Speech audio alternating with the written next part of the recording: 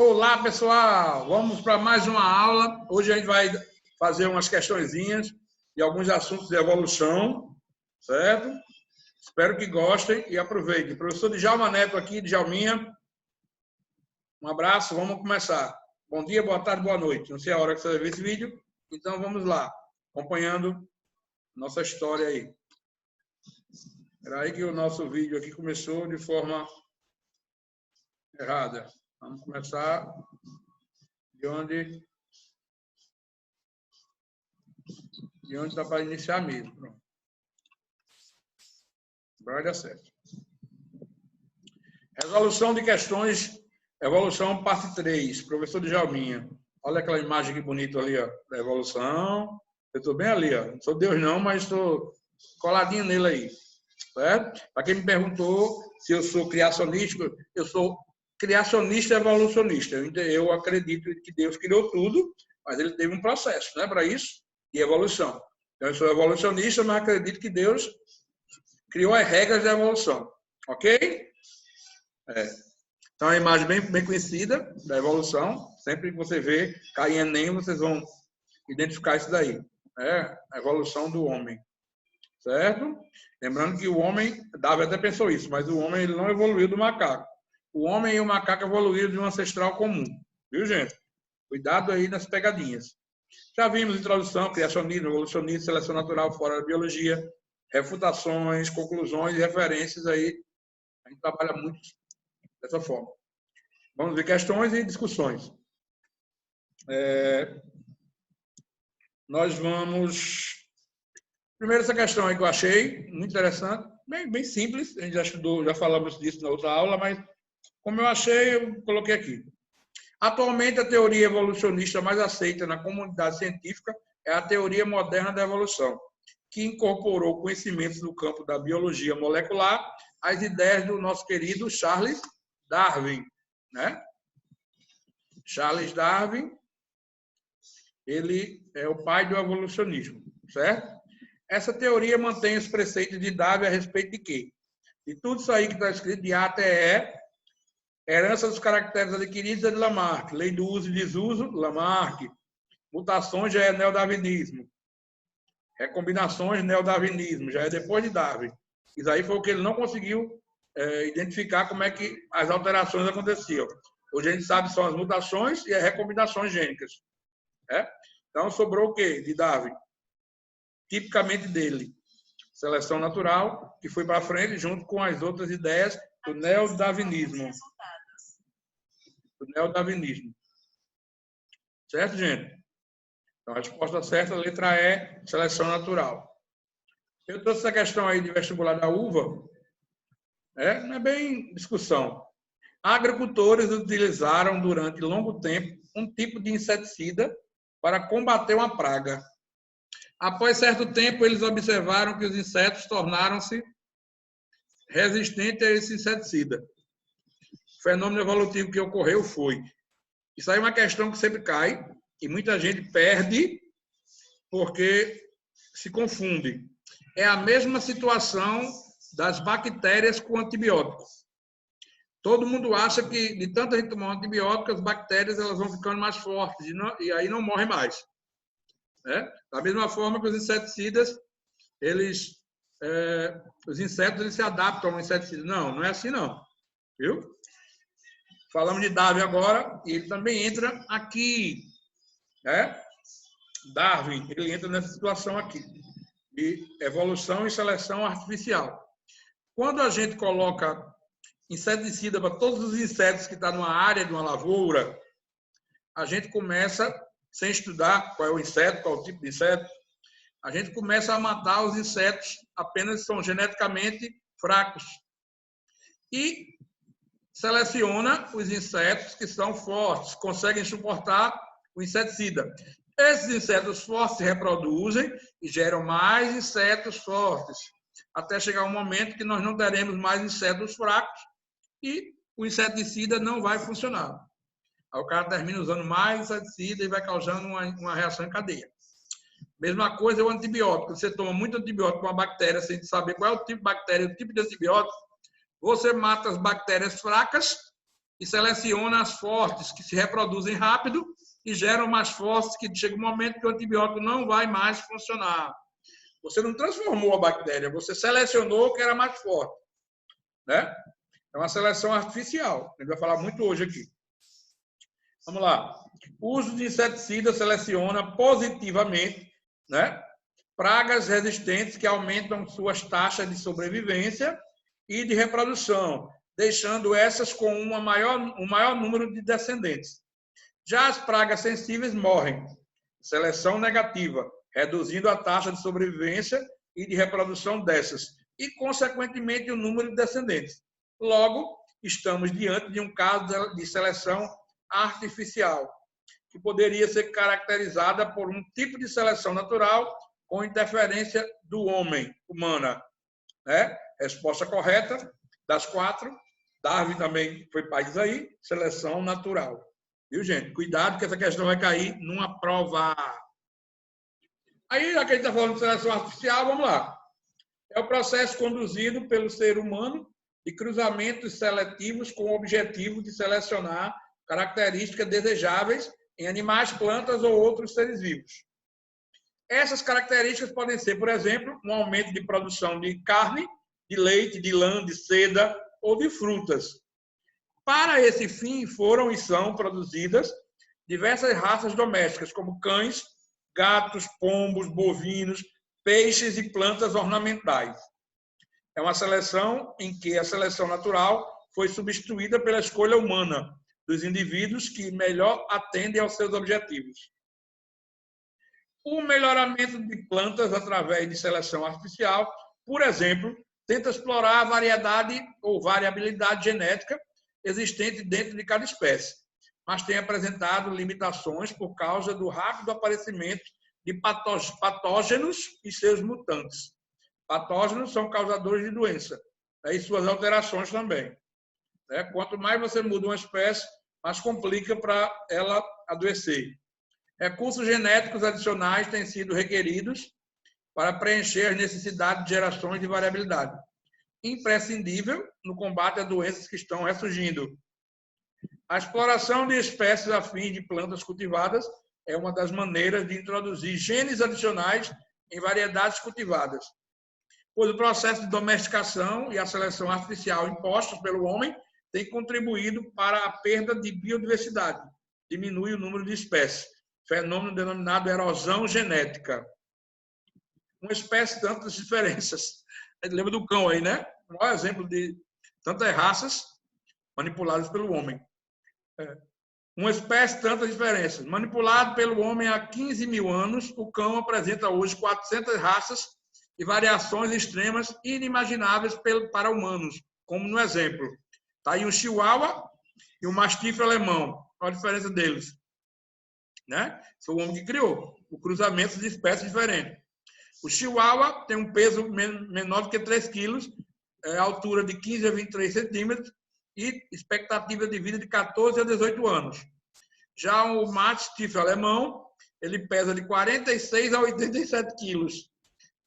Pode medir uma altura de até 109 centímetros, 1,09 m, e vive de 7 a...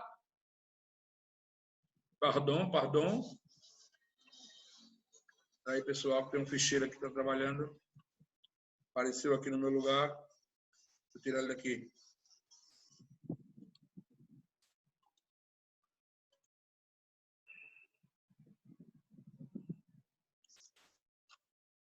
Ai.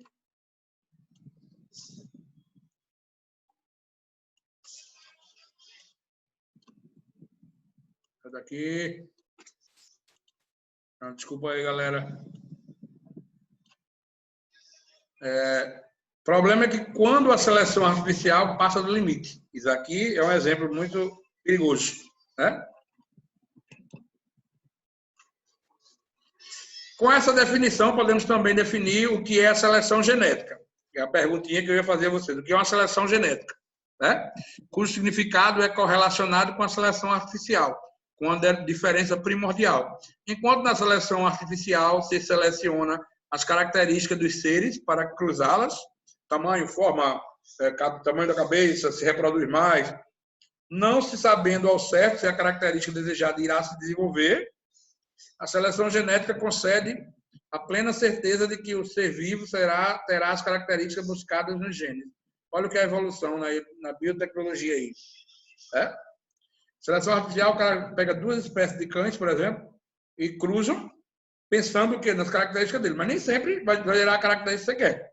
Aí vai cruzando, vai criando outras espécies, vai deixando de lado. Não, essa aqui não deu certo, vamos lá. E aí a seleção genética não.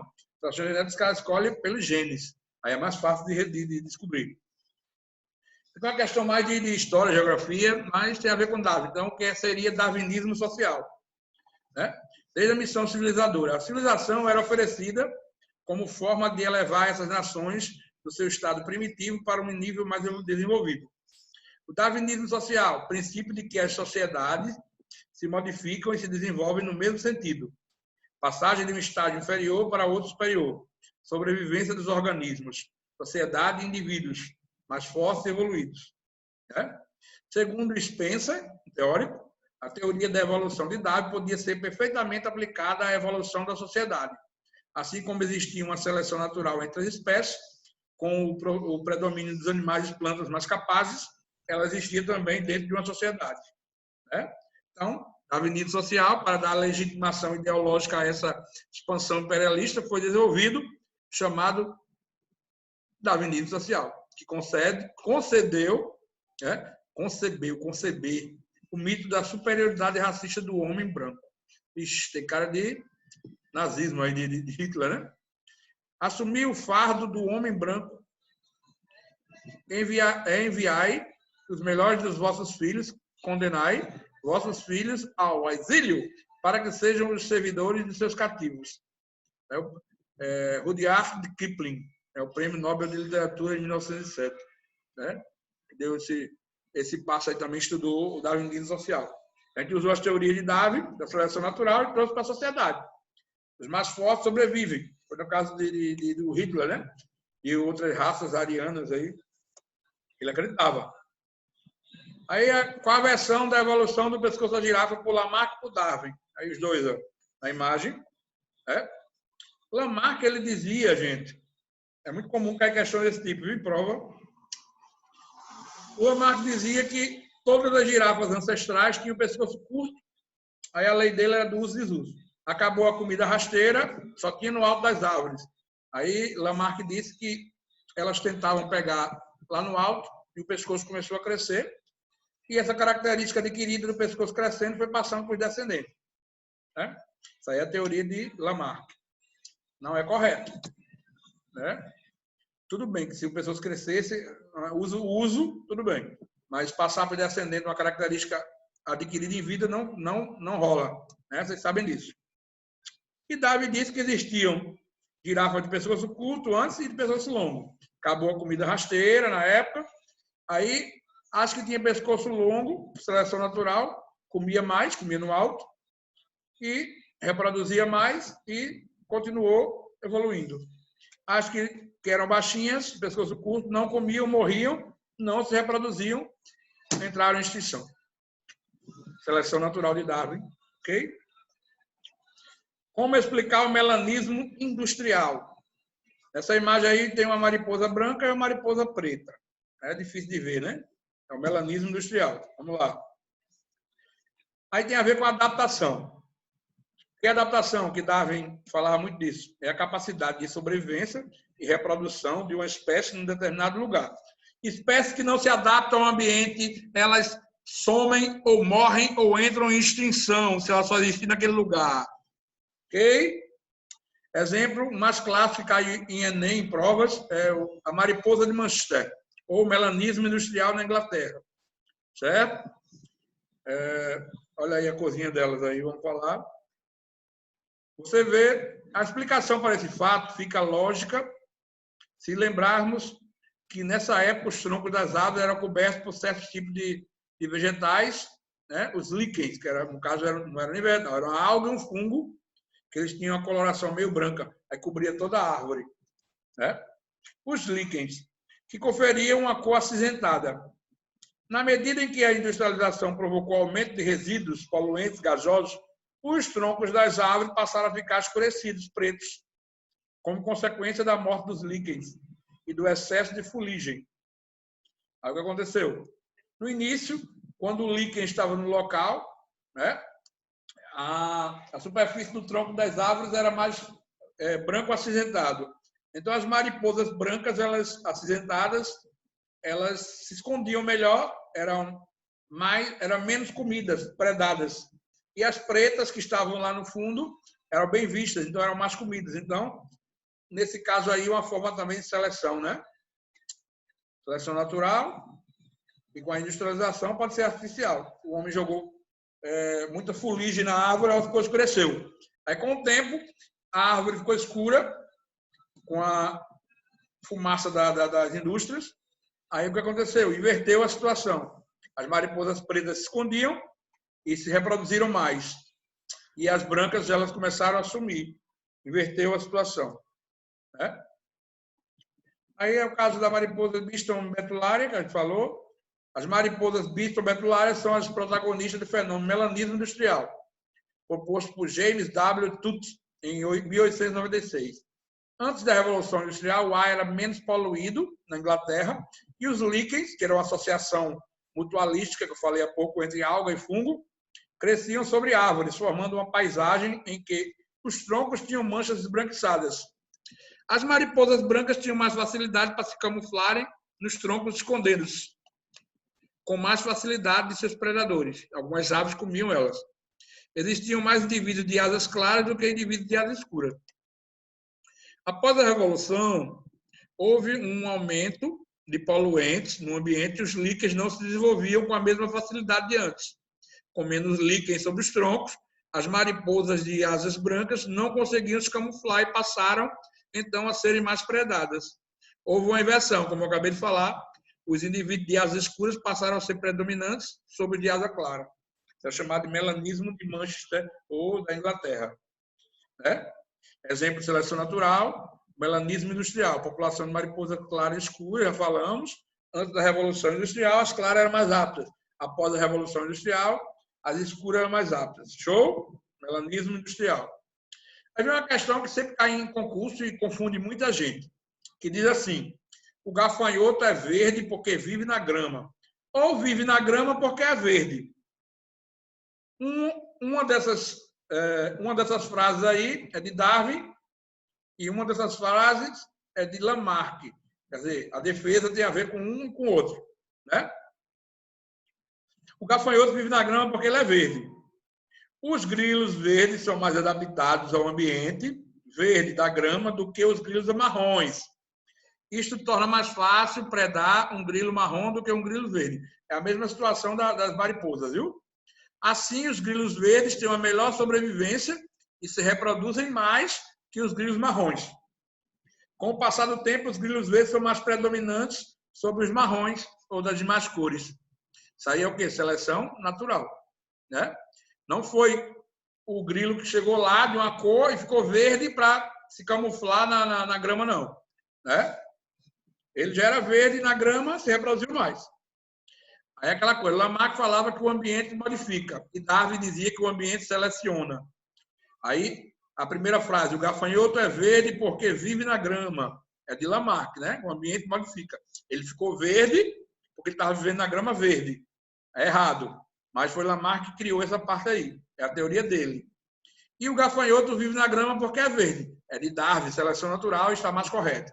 Ok? Show de bola. Diferente entre raciação e especiação.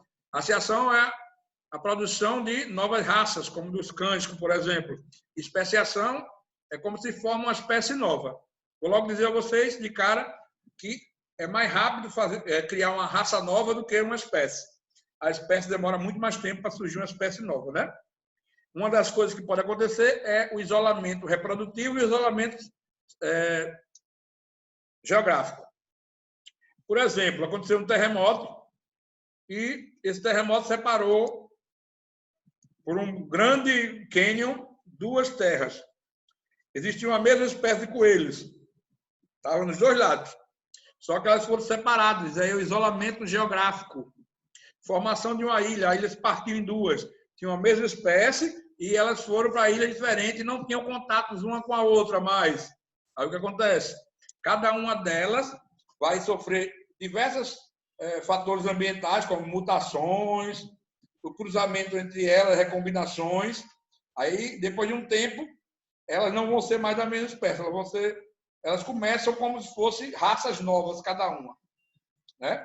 Foi o caso de Galápagos, do bico dos tertilhões, que Darwin escreveu no livro dele.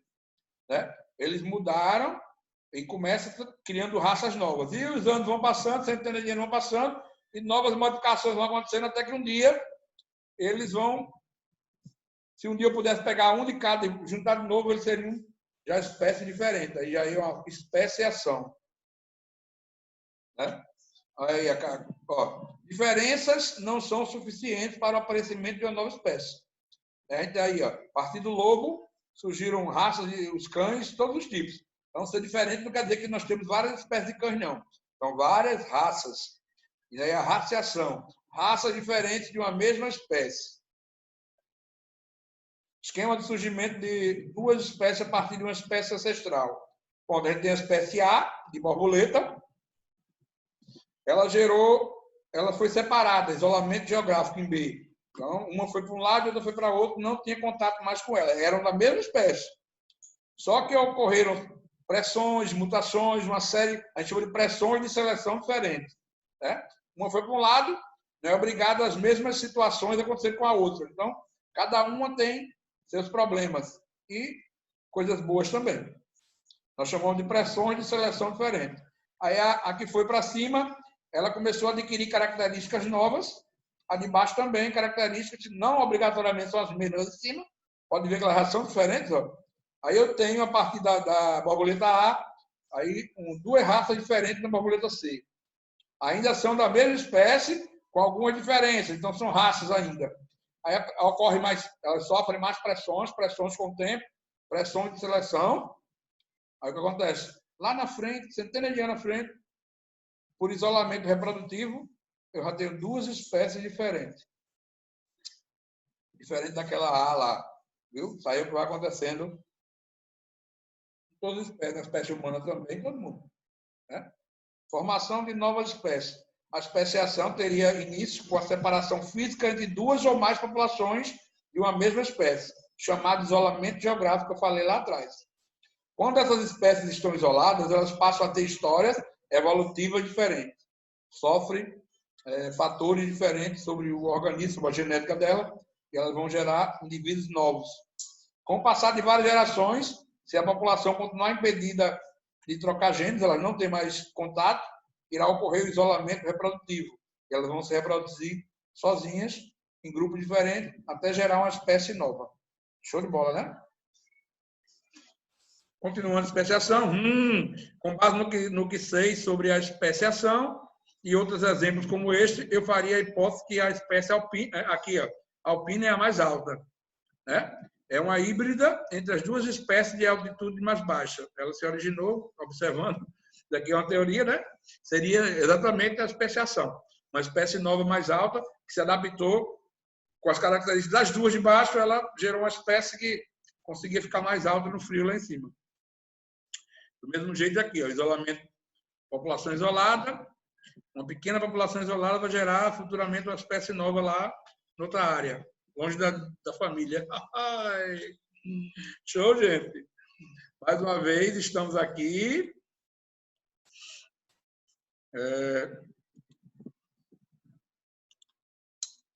O que nós vamos fazer?